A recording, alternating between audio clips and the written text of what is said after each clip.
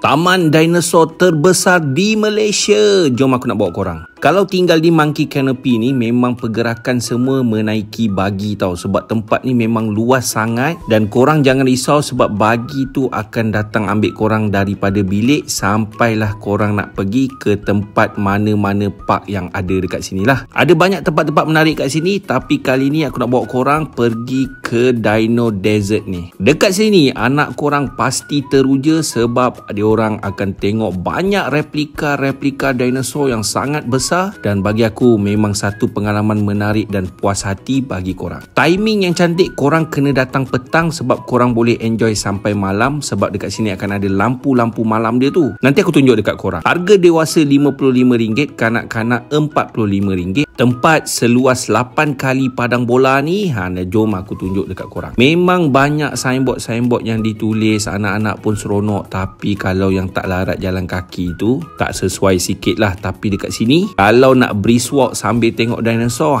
ni tempat dia. Memang korang akan pusing, tempat yang luas. Bukan tu saja, setiap dinosaur ni bila korang jalan dia akan bergerak dan berbunyi sebab dia ada sensor dia.